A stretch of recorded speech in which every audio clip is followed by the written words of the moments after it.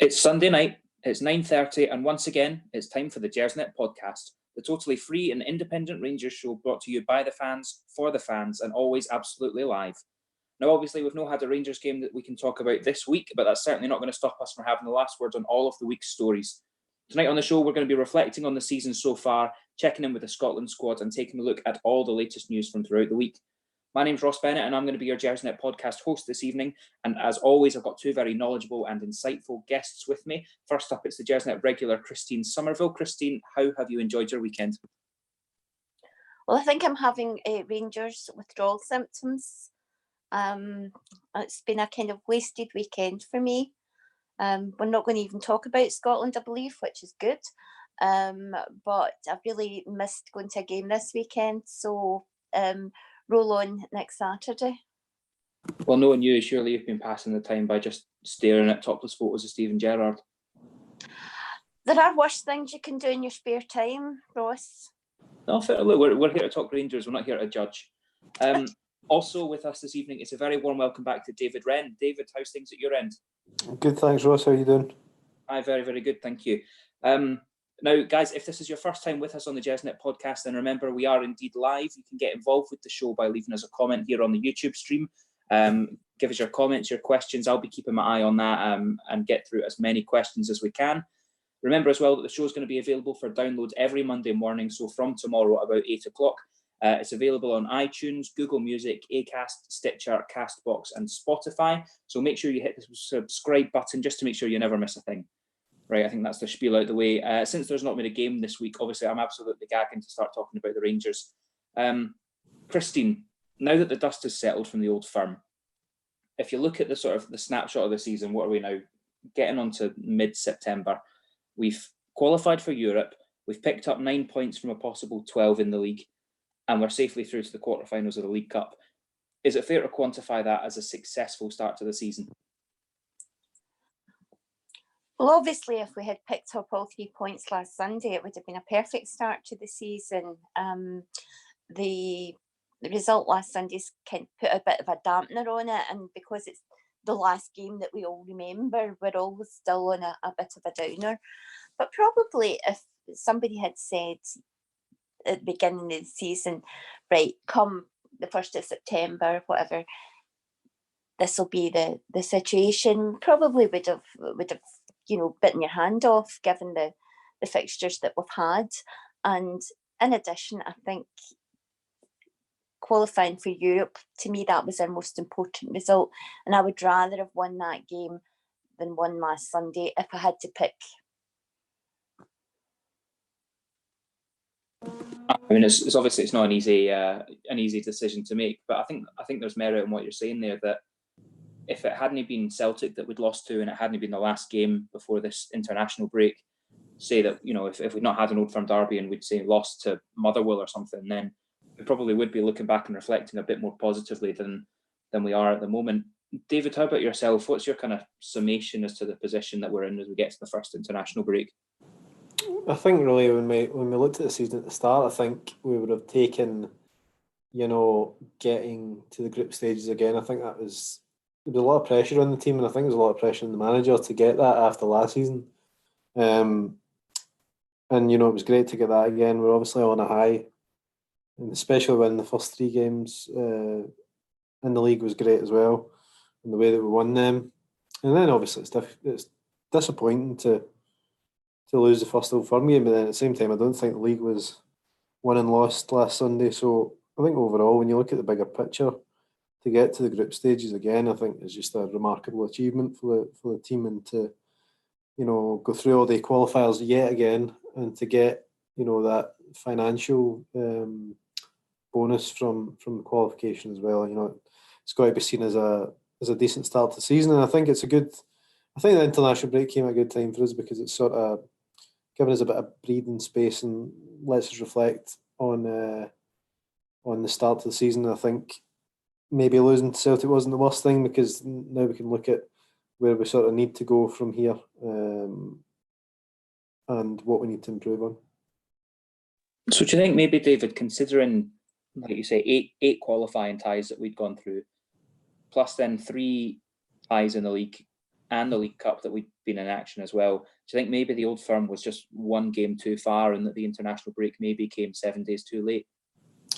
I don't know. It was quite a difficult one because I'd actually spoken about the Old Firm game on Sunday morning, and I'd said that if we played the way we played, the first half of the Legia game on the Thursday night, we would lose, and we genuinely played the exact same way. And I didn't feel like we looked tired or looked unfit, and I don't even think there's been many Old Firm games in the past, especially the past couple of years, where we've sort of been bullied at the game and they've just looked 10 times better. I don't think that was the case. We were just so poor on the ball and really struggled to retain possession, which was disappointing. And I don't know if it was one too far, maybe mentally one too far, just the amount of games we'd had, but I don't know. I just think it seemed to be a mentality thing last week in the sense of getting out that funk and trying to stop that sloppiness. So I don't know if that can be blamed on too many games, or maybe it was just that. I really don't know. It's difficult to say whether it was fatigue or whether it was just struggling to get over the sort of feeling of Thursday night's game, because it obviously took a lot of the players, and they seem to be playing in a very similar way to that of Thursday, and then to obviously the mental part of that, getting the goal so late and the euphoria that came with that and what we'd achieved. And there was a bit of pressure on us as well going into Sunday, probably for the first time. Certainly the first time being favourites, since we came back up. So there was a lot of pressure involved in the game, and I don't know, maybe it just got the better of the players and they felt they had to force it a wee bit more. I don't think you can blame it on fatigue, certainly not at this stage of the season. No, I think you're probably right. And I think on top of all of that, on top of the mental side of things following the Legia game on the Thursday, you've got individual mistakes costing us dearly, such as Connor Goldson giving the ball away cheaply. And you've got, ultimately, I think everyone accepting that the manager probably set this one up wrong, with no wingers on the park. But obviously, this is 7 days on. We're not here necessarily just to reflect on the Old Firm. Christine, this is the first pod that Gersnet have managed to put out since the transfer window shut. And it's probably going to be the most defining part of our season is what we can do up to the start of September in terms of bringing players in and moving players on. How impressed have you been overall with how the transfer window's gone generally before we drill down into the specifics? Well, we've certainly added plenty of players, Ross. Most of them, or quite a few of them, I haven't actually seen yet. Obviously Jake Hastie's gone out on loan already without, I think he played one game. We seem to have added, but I'm not sure whether the quality required has been added. It's more quantity. It looks to me like we've signed quite a lot of players, Greg Stewart, Jordan Jones, various people like that, but nobody who really is going to be a first team pick all the time. So that's one of the questions that I had, is there an element of quantity over quality here? And when you look at players like you say, Greg Stewart, Brandon Barker, that's the one that to me still kind of sticks out as a little bit surprising. Even if you cast your mind back to kind of the tail end of last season, bringing in Andy Firth, it's like, is there a danger that maybe we're guilty slightly of panic buying some players and maybe stockpiling in certain positions? I mean, everyone can see that we're very well stocked in the centre of the park. Yeah, I think Brandon Barker probably wouldn't have been signed had we known we were getting Ryan Kent. I suspect that that was a bit of a panic when it looked as if we weren't going to get Kent. I don't see him playing an awful lot of games, to be perfectly honest with you. And same with the guy King. I'm just not sure where he fits in or whether he will fit in or not to the current team. David, how about yourself? I mean, is it fair to say perhaps that the successful aspect of the transfer window has been not so much in the players that we've brought in, but in some of the key assets that we've managed to hold on to, particularly thinking of Tav and Morelos? Yeah, I think for me, Tavernier was the one we had to keep. I don't think he was replaceable. Morelos, I wasn't. Obviously, like every other fan, I think he's a great player and he's a great player for us. But I think he was replaceable, and I would have taken maybe 15, 20 million, something like that, if we could have got it. But Tavernier, I felt was. I just don't think you can replace that sort of impact in the goals and assists that he offers. So that was great to keep him, and especially when how important fullbacks are in the current game. I was surprised that no one actually came in with anything more formal. But I don't know. I'm not sure I agree. In the quantity over quality aspect, I think we had to add players, and I think I would like to think when the group stages start, we'll see more of Greg Stewart and these kind of guys, because I do. Obviously, I covered Kelly last season when Greg Stewart was there, and he was excellent for Kilmarnock, really, really good. And if we could get that player back instead of the one that was at Aberdeen, and I genuinely think he could end up, making maybe 15 or 16 starts in the league this season, because he could come in just after the European games. Obviously, Barker, I get what you mean with Barker, but I think we need to give him the chance to play. And I think Andy King, just to mention the ones that have already been mentioned previously, I think he will add quality once we see him. It's just I think a lot of these players were signed with the league in mind and the cup in mind, especially now we're in the group stages, and I think we'll then see more of these players.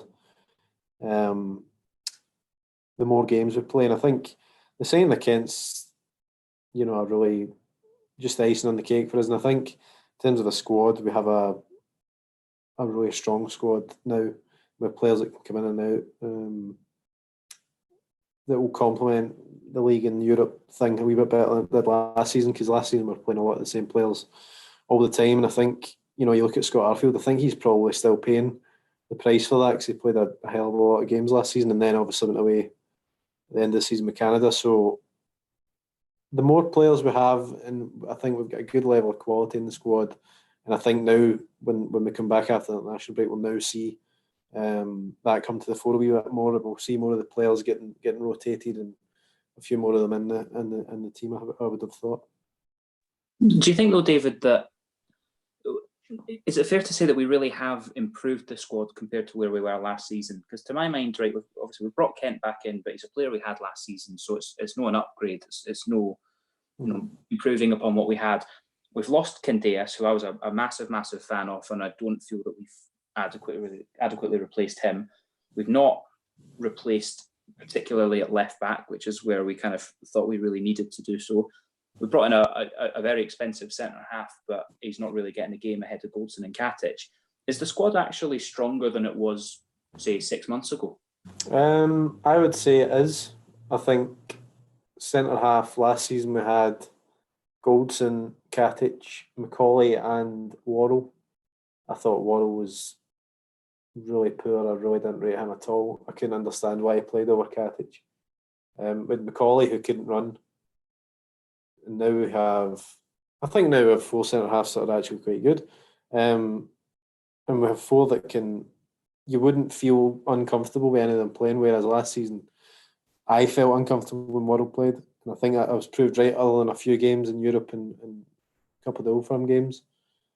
Katic has really come on. He's now probably arguably one of our best players.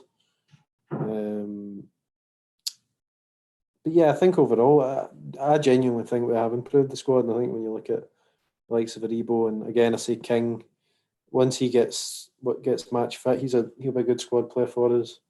But I agree with the left back comment you made. I think that is fair enough. Candace, I don't know. I felt Candace was good in Europe. I think he was really, really good for us in Europe, but I think league-wise he never really gave us much in the games where we needed a wee bit something special in the final third. Hopefully Ojo and Kent and Jones, when he comes back, can offer a wee bit more of that. But yeah, as far as I can see, when you look at the squad this time last season, to now have Morelos and Defoe instead of Morelos, Sadiq and Lafferty. I think they too are better than the three we had last season. So for me, I think it is stronger. And I think we, again, as I said previously, I think we will see we'll see it more when the European games are coming thick and fast. Yeah, I think I was slightly playing devil's advocate there. I think where we'll really see the improvements in the squad is in the confidence that you can have when you start looking outside the first 11. Like you say, in midfield now we really do have not just two players for every position, but two players that you trust. And it's the same, obviously, at centre half, you've got two players that you trust. In goals, I'd still happily trust Wes Foderingham in the majority of games that we would throw him into. And up front, two of the most capable strikers in the league. We've kind of skirted around this issue, Christine, but it's the first time now on the podcast that we can talk about the signing of Ryan Kent. Obviously, a very, very late acquisition on deadline day. For a long, long time, it looked like it wasn't going to happen. But it's been talked about all summer, and it looks like a monster deal of £6.5 to £7 million. So a huge outlay for the club to bring Kent back to Ibrox. First things first, I mean, what kind of impact do you think that he's going to have? I think it's probably fair to say that Jordan Jones has had a couple of decent games. Shea Ojo's had a couple of decent games, but nothing quite of the calibre that Ryan Kent showed last season. Although that was only shown in it wasn't 100% consistent. But he definitely seemed to have more of an end product or more of an output than Jones and Ojo certainly seem to have shown so far. What kind of an impact do you think that signing is going to have on the squad? Well, I think I've put it on record that I'm not a massive Ryan Kent fan.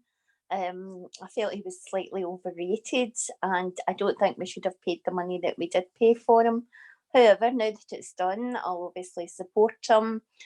I think that the impact he'll have probably around his team members. I think most of them will be happy that he's back, and hopefully he manages to improve on last season's goals and assists, because I don't think overall his statistics really were outstanding in any way. I think they were probably below average. But I think one thing you can take from Ryan Kent is in the big games, he's always up for it. Whereas I felt going back to the Celtic game, there were just too many players that weren't up for it.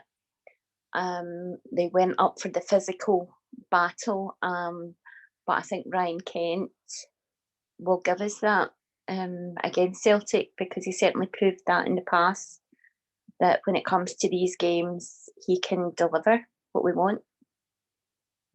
So just take us a bit more into detail about why you think he's not worth the outlay of what, 6.5 to 7 million. Obviously, you mentioned stats, but stats aren't everything. The game's not played on paper, and there's plenty of videos showing the kind of intangible side of Ryan Kent's game, of bringing others into play and making runs that don't necessarily mean he's the assist, but maybe he provided the assist for the assist. So what is it that you think he needs to add to his game to justify that transfer fee? I think just a wee bit more consistency, Ross. I think there was a lot of games where he kind of flattered to deceive.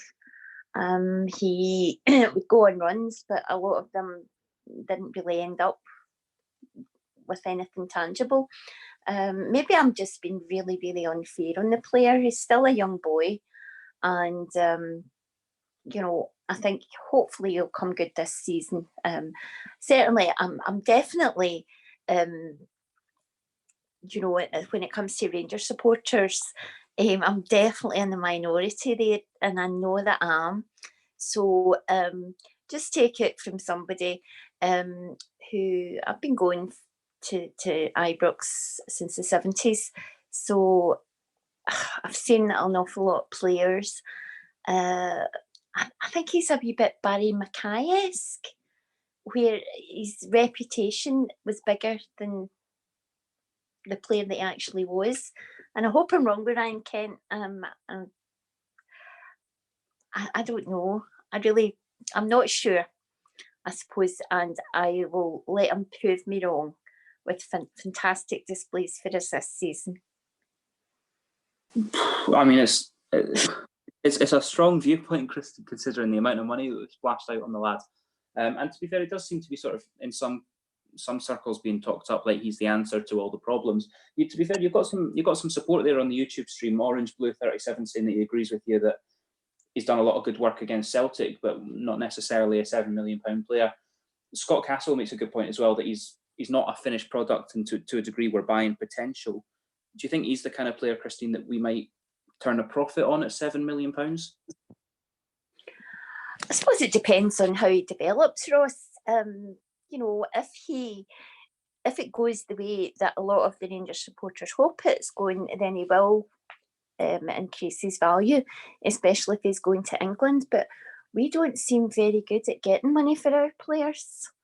When you look at, I hate comparing us to them, but when you look at some of the money that they've got for fairly average players over the years, we can't seem to, sell our players on for big money. I mean, there's the last one I can remember is Boomsong that went for a massive fee, but I just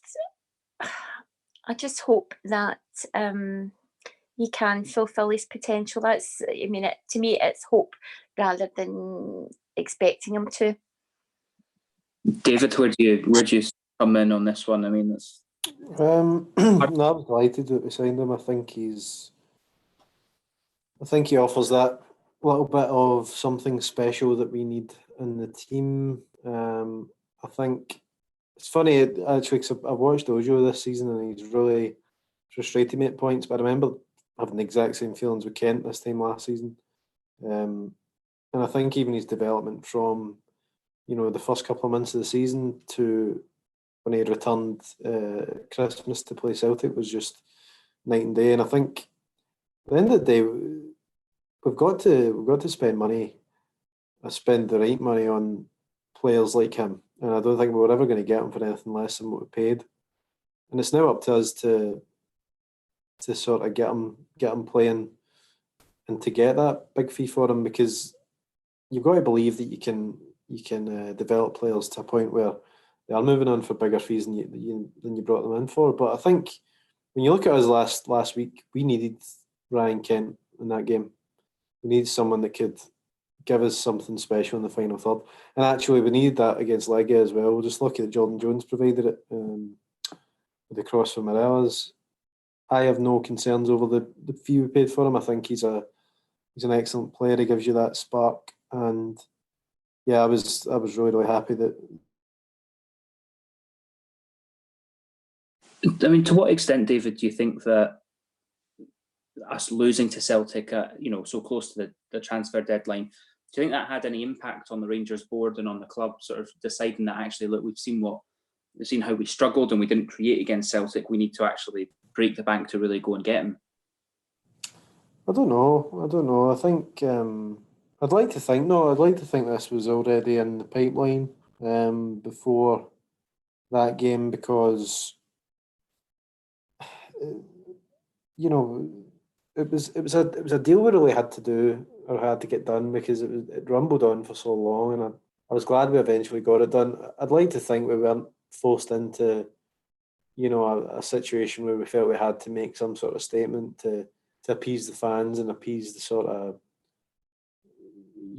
everyone in Scottish football after the defeat to Celtic. I would have been delighted with that signing whenever it happened over the summer. I can't really answer that question because I don't know what happened behind the scenes. I would just like to hope that we had this planned out before that game, which, for the amount of money we were spending and for how quickly it happened, I'd like to think there was already talks going on before Monday. So if that's the case then, and that this has been in the pipeline for a while and it's not necessarily dependent on the Celtic result, is it kind of, can we leverage any criticism at the club that they didn't get this over the line sooner, perhaps ahead of the Celtic game, and maybe the result could have been different?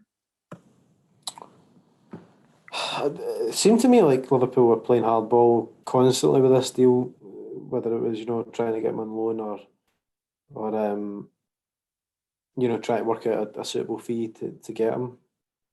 I'm not a massive,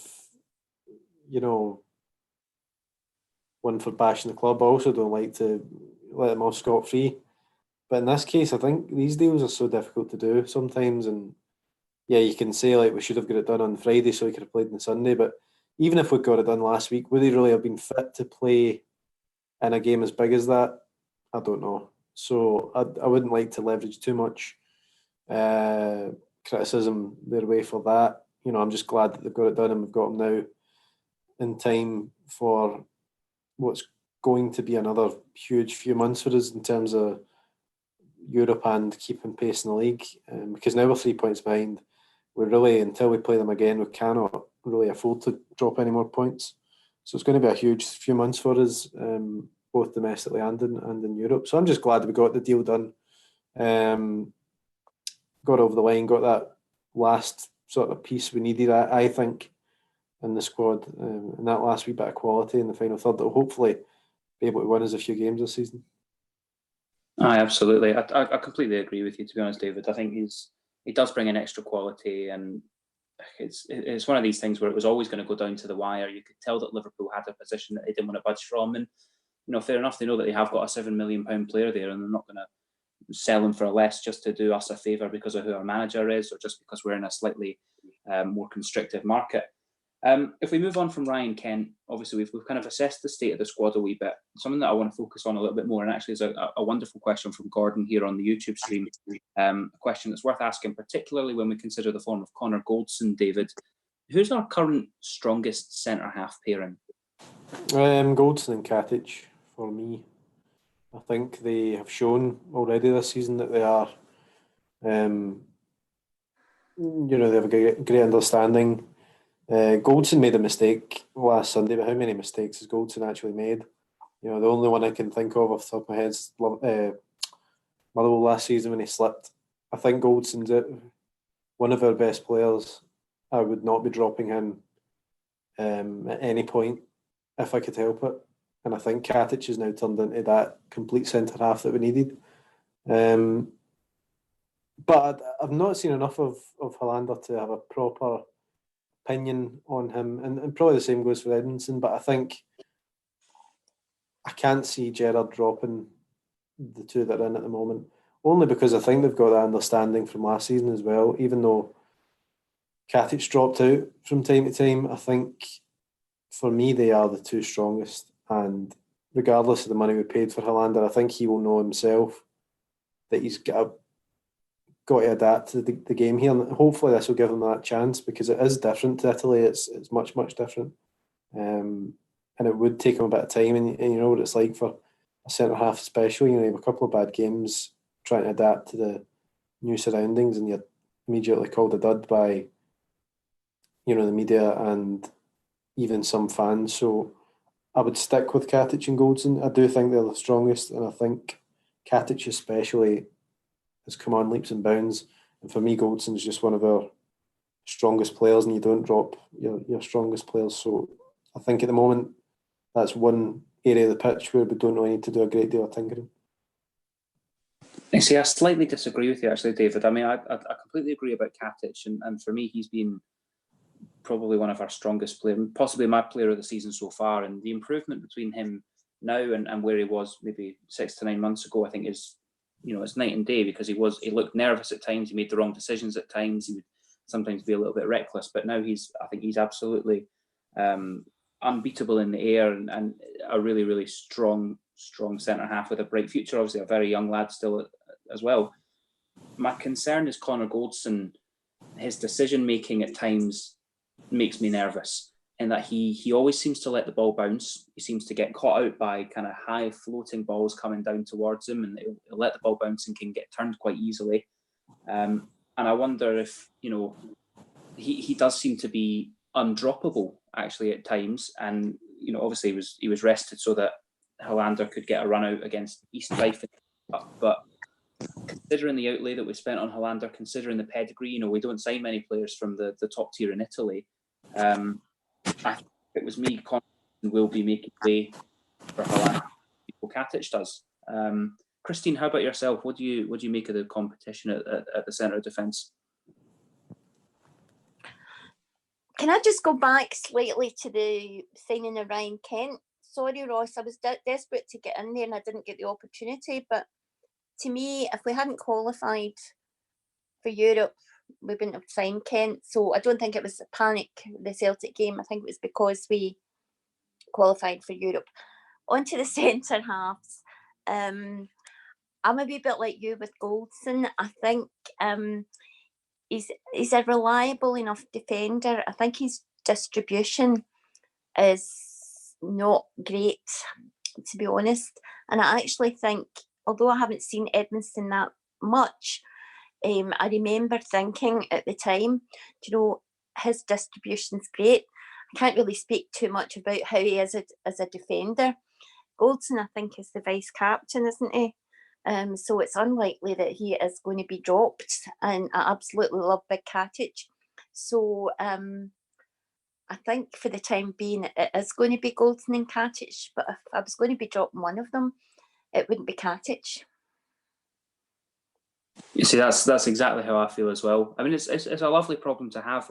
What does concern me is that, first things first, we've obviously gone out and spent, what is it, £3 or £4 million on Hollander.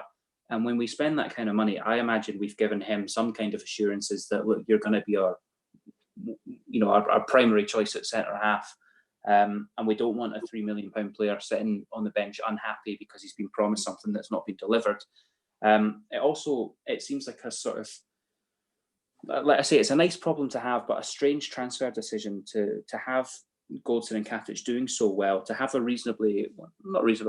fairly solid deputy there in Edmondson already, to then go out and spend another £3 million on Hollander when Goldson and Katic are doing a good job. And would it not maybe have made more sense to spend £1 million on another centre half like George Edmondson than it would be to go and spend £3 million on a big lad from the Serie A?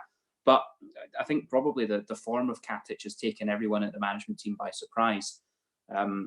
As I understand it, when he was signed, he was looked at as a bit of a project signing to kind of develop him and sell him on for big bucks, which I think will happen. But the rate of that development seems to have taken everyone by surprise a little bit. So, look, it's like I say, it's a lovely problem to have.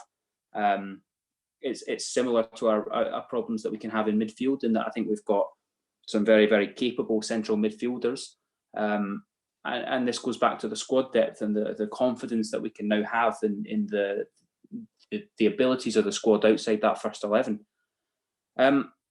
If we move on slightly from the state of the squad, something that's concerned me this week, obviously, if we look at the news that's been coming out throughout the week, Rod Petrie's been on record this week saying that he's keen to build upon the momentum created by UEFA in terms of sanctioning the club for banned sectarian songs. Christine, do you think this means that, obviously, with Rod Petrie's new, more high-powered role in the governance of Scottish football, do you think that we need to be braced for potential sanctions coming domestically as well as in Europe? I think what we need to do, Ross, is to make sure that the European songbook is shared domestically, because it to me, it's only a matter of time before they do come after us in Scotland. And you can have all the whataboutery that you want, but we need to get an act in order. And I think that's what he's referring to, that'll give the SFA an opportunity to try and start something, whether it be ground closures, whether it be points deducted. And Petrie is just the man to drive that. He is obviously another Rangers hater, and unfortunately there seems to be too many of them in the SFA. But I think if we get our house in order, and obviously last Thursday night against Legia, the songbook was absolutely fine. Even against Celtic, it was probably okay. I mean, I didn't hear anything about the Billy Boys or the Pope or, that kind of thing. So I just think we need to just don't give them any excuse to impose any sanctions on our club. No, absolutely. And I think we all have a responsibility to protect the club in that way and make sure we're supporting in the right way. But, we've spoken about this over the last few pods. Obviously, it's been a difficult time with sanctions coming from UEFA. And whilst we may not agree with the rules, we have to have a certain acknowledgement that it's UEFA's ball. And if we don't play by their rules, then they'll take the ball away. David, what can the club actively do to protect themselves? If you're a director or employed at the club, what can the club do to protect ourselves from any potential sanctions that might come from the SFA? I think the club are in an extremely difficult position. I think what they've done recently with the statements they put out is about as much as they can do. I don't see what more can be done to stop it. And obviously, as Christine says, the Legia game, there didn't seem to be any problems. And I think it's just about fans getting back to, just not giving anyone a reason to slap a ban on us or whatever, and to stop singing these songs, because I started going to games maybe 15, 20 years ago, and it wasn't. You didn't hear these songs for years, like sort of McLeish years, and then moving on to Smith's second time there. I don't remember hearing the Billy Boys and stuff like that a lot at all. And then it was when we came back up, going through the leagues, and then we came back up and played Celtic. I remember being at the Celtic game at Hampden when Kenny McDowell was in charge, and it seemed to be quite a lot of the bigoted songs were back that day. And then it just sort of carried on from there to now, and I don't really know why they returned it, or if it was just through being back and having all the years away. But in terms of the club, I think it's all they can do is say don't do it. I don't think there's anything else.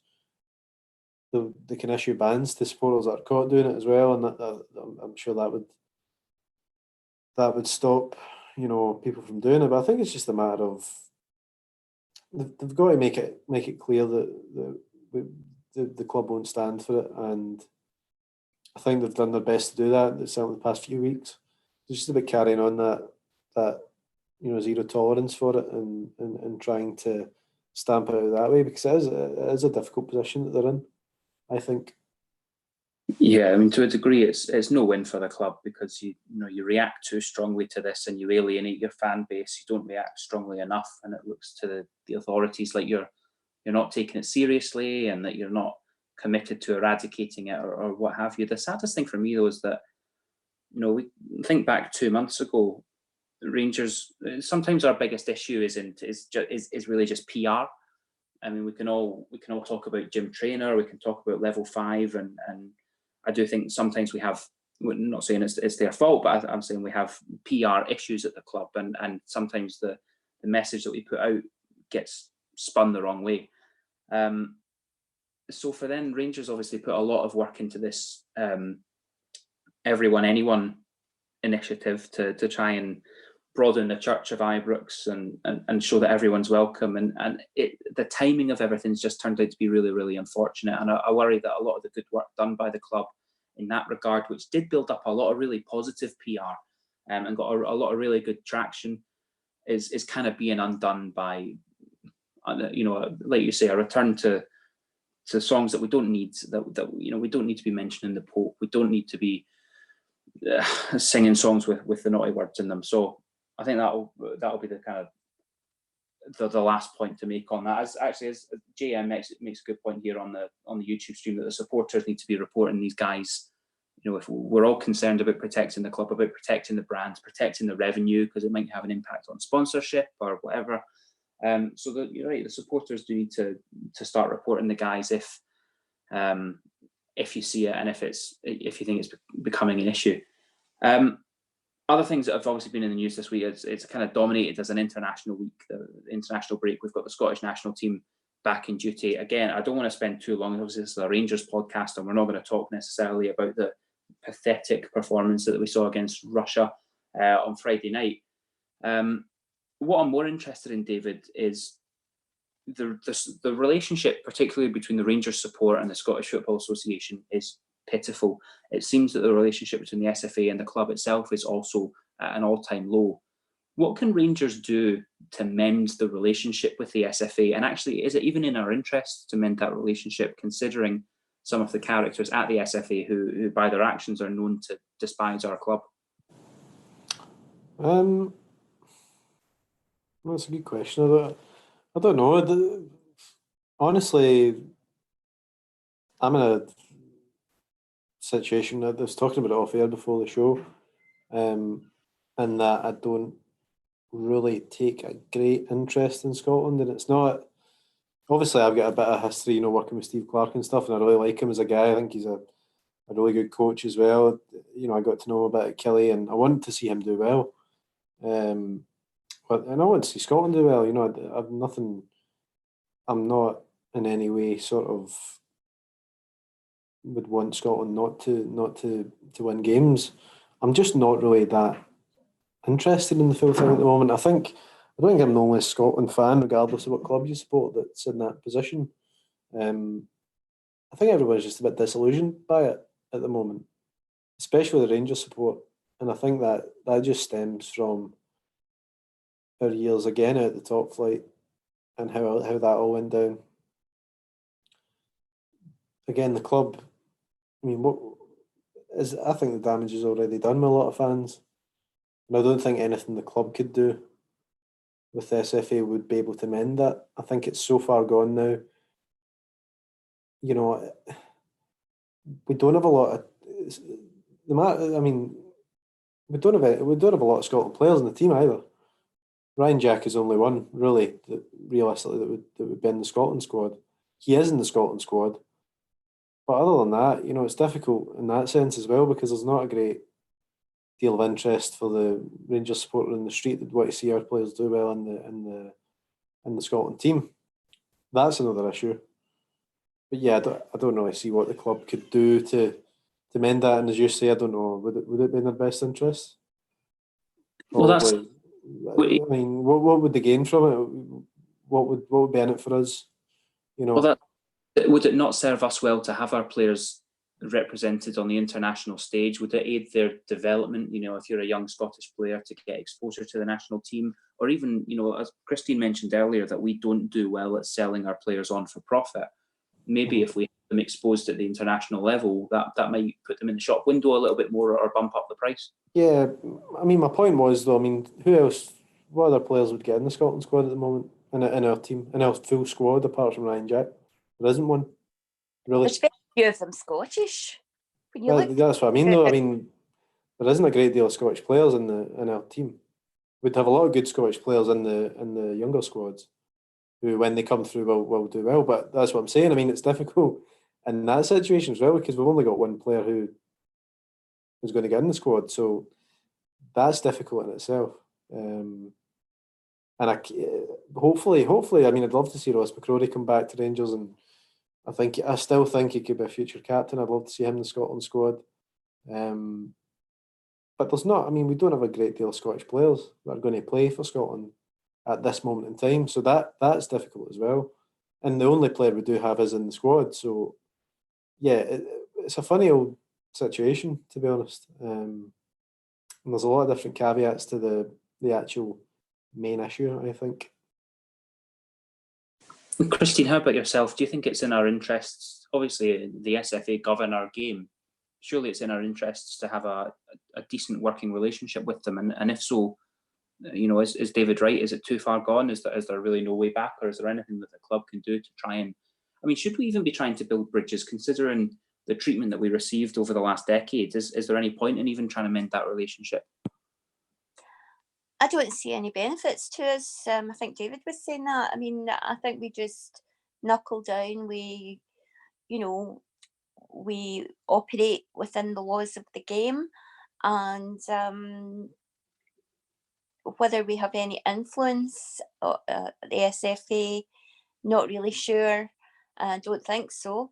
But as long as they can't do anything to harm us, I think we should just leave it. I don't think we should be making any special efforts to to try and ingratiate ourselves into, their wee circle because they don't want us. That's clear to me. And I think we just leave that one alone and forget about building bridges. I think that's a bridge too far, do they say? But I don't think it'll do us any harm, to be honest, just to maintain a working relationship, but not a cosy relationship with them. Yeah, fair point. My fear, and maybe it's a slightly paranoid and way down the line fear, is that if it does come to a potential issue of sanctions or punishments for whatever it might be, if we don't have the right relationships there, it becomes much easier for that stadium closure to turn into a 3-point deduction, or that 50 grand fine to be a 100 grand fine. And that's maybe that's a very far-fetched worry, but it's just something that's kind of niggling in the back of my mind that we really need to guard against. The last point that I want to make on, and like I say, this is a Rangers podcast, and I want to always come at this from a Rangers angle. We always say no one likes us, we don't care, but to a degree, particularly when it comes to the Scottish national team, is there a danger that Rangers fans slightly play the victim? And what I'll say is that, you'll always hear Rangers fans saying that Ryan Jack was booed when he was coming on as a substitute. Or the one that we've seen this week is that Ollie McBurney's only getting such a slagging in the media because he's a well-known Rangers fan, when actually it's probably more to do with the fact that he was caught on camera saying he didn't want to go away with the Scotland squad. Are we possibly looking for reasons to be offended by the actions of the Tartan Army, who we claim to care so little about?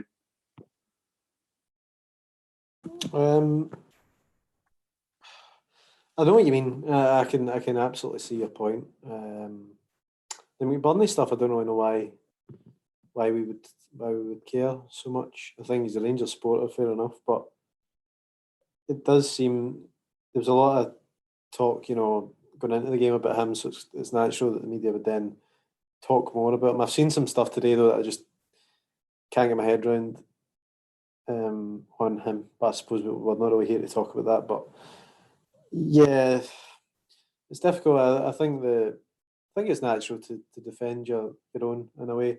Ryan Jack stuff, I mean, that was just ridiculous. I don't know how much of that had to do with the fact that it was back in Aberdeen that night. And there maybe is a wee bit of it, but I think it's only natural to feel like that, especially with what has happened over the past few years. You sometimes do feel like the club the club and its players and fans are targeted more than others. But I think I would prefer if we sort of thrived off that. And as you mentioned at the top of your argument there, about the no one likes us, we don't care type thing. Maybe that's something we need to get a bit, we need to get back in that sort of idea that we are the ones that everyone seems to hate because because we're the most successful. That's the main sticking point with a lot of people, and people can say what they like, but I'd like us to care less, and I think I've certainly over the past year or so I've started to care a lot less, because I was quite touchy about stuff like that for a couple of years as well. Now I feel like we're in a position where we have a good team, a good manager, got a strong board. We're spending money again because we have money. We're back in Europe, and I think now's the time maybe to move on from that and just focus on ourselves, because that's what we've always been good at as a club, I think. You see, that's exactly the point that I'm trying to make, is that this kind of outrage about the fact that you go on forums online and there's on Twitter or on Facebook, and there's folk talking about the media are being mean to Ollie McBurney because he's a Rangers fan. You go, actually, this is nothing to do with us. Actually, we all to a degree fall over ourselves to tell each other how much we don't care about Scotland, and everyone's saying, "Oh, Scotland were playing in my back garden, I wouldn't even open the curtains." And yet it's almost like we're looking out for these reasons to become outraged at what the Tartan Army are doing. So I totally agree with you, David, that we sort of need to put that stuff aside. Like you say, we've got one player who gets called up for international duty, didn't play on Friday, probably unlikely to play tomorrow. He's saying he's got an injury as well. So if we don't care, let's properly not care about it, and not look for these reasons to get so caught up. I don't particularly care about Scotland. I'll watch them when they're on, but if there's a better game of football on, I'll watch that. So I don't always see why we get so worked up about what the Scotland national team's fans are doing. And obviously a lot of this, again, it falls back to that the relationship that we have with the SFA that then filters down into the stands and this kind of thing. But Christine, where do you come? I'll give you the last word on this. Where do you come down on it? Do you think really we need to just put the whole Scotland Tartan Army thing to one? I know you said you used to go and watch all the Scotland games. Where did that relationship start to fall down for you? That's really hard. I would say probably the 80s. Going back that, I know some of you weren't even born then, but it just seemed to deteriorate. But obviously, since what happened in 2012 and the humiliation of the sanctions imposed on our club, I think it definitely broke down there. But you see, when I started going to watch Scotland, there was a lot of Rangers players or Scotland players as well, and that's gradually reduced over the years. And I think probably since the mid-80s, since we started signing more foreign players, England and beyond, under Graham Souness, I think that it's just gradually deteriorated. But I don't remember before recently Rangers players actually getting booed, and that to me is shocking. But in the overall picture, it doesn't really bother me that much. I would prefer, in a way, that our players weren't even picked for Scotland. It's sad, and I also think the political situation with the SNP, and don't want to get into it, but with them sort of flying the saltire as if it's theirs, I think that has quite a lot to do with it as well, in terms of the Rangers fans' feelings towards the national team. So there's lots and lots of other things beyond football attached to this, and I think we should just get on with playing within the rules. Supporters, don't give the SFA anything to sanction us about, and we'll be fine. I think that sums it up nicely. Let's keep our own house in order. Let's focus on our team. Let's stop worrying about what the Tartan Army are saying, and let's focus on getting a winning team on the park. Listen, I think what we'll probably do, obviously we've not had a game this week, but we've still talked pretty much for the entire hour. I think that's probably all we're going to have time for this evening. So as always, I want to say a massive thank you to both of my guests this evening for their excellent insights. That's a huge thanks to Christine Sommerville and David Wren. Thank you as well to everyone who's managed to leave us a comment here on the YouTube stream. I'm sorry we never got to get through any more of those, but it's been very welcome to see your comments and questions. Remember, guys, you should subscribe to the podcast so you never miss a thing from Gersnet. And if you haven't already done so, make sure you head over to the website at www.gersnet.co.uk. When you get there, you'll find a whole load of articles, match previews, as well as the friendly discussion forum where you can catch up with all of the podcast contributors. We're going to be back same time, same place next week, with David actually himself in the chair hosting for the first time. Where we'll be looking forward to the return of Rangers in domestic league action. But until then, all that's left for me to say is a massive, massive thank you as always for tuning in this evening, and have a great week.